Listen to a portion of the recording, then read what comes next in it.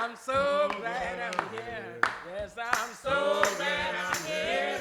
Jesus' name. Hallelujah. The community did not want Storer College to be here. The young teachers that taught here were often hooted. They were stoned.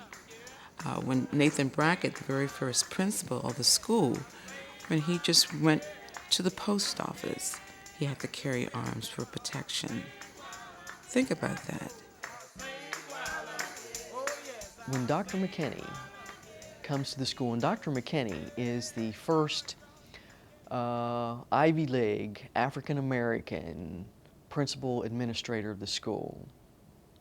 And when he came in 1944, the first night he spent in Harper's Ferry, and this is the summative part of this, there was a cross burning in his front yard. The community wasn't too happy with my being there. They were never happy with the school to begin with. We were expanding a bit and we needed more space, so we bought a house on another street. And some of the people didn't like the fact that we were moving away from where we were. A cross was burned in my front yard. Children laughed at it, but I didn't take it too seriously. I went about my work. It was very clear to me and others that, I was not necessarily welcome in this town.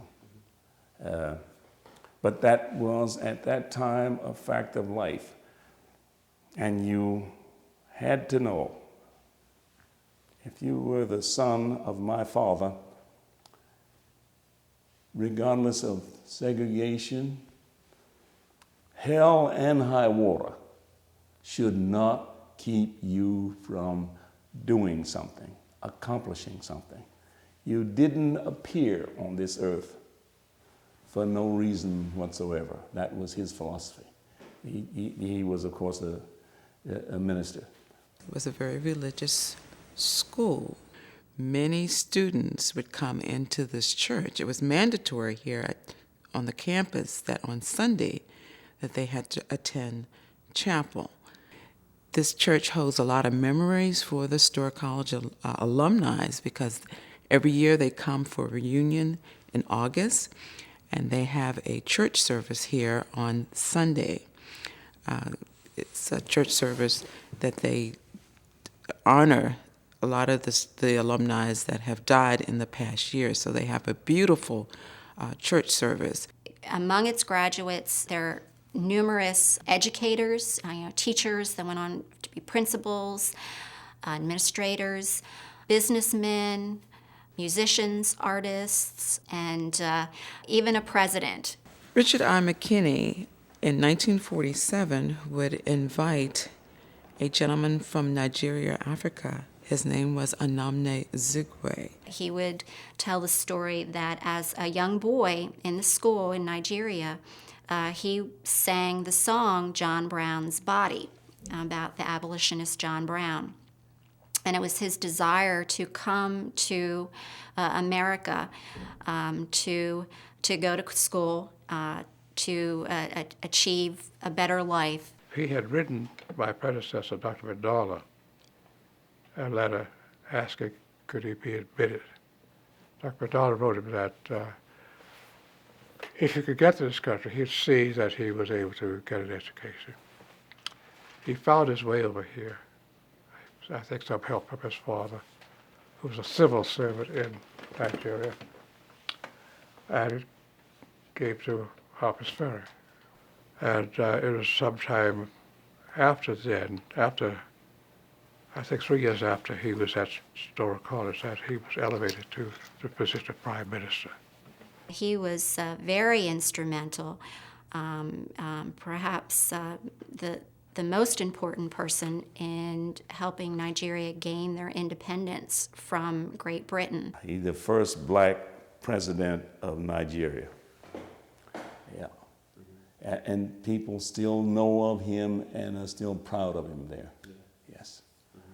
Yes. But that is in essence the influence of Storer College? In 1954, they would go through the state of West Virginia, starting to integrate all schools and all colleges. So the students felt like if they wanted to go into engineering, or if they wanted to go into medicine, they could not get it here at Storer College. So they wanted to venture out to other colleges. The last graduating class only had 10 students to graduate. 12 miles from here, there was a college known as Shepherd College. So students went there. They went to West Virginia University, Virginia Union, Bluefield State. So at that time, they could go to any college of their choosing. The irony of Storer College is that it was established by people from New England, the Free Will Baptists, to come down and teach freed slaves and their offspring, just educate them. That's how the school was started, that's the purpose. Storer College had to close because segregation disappeared.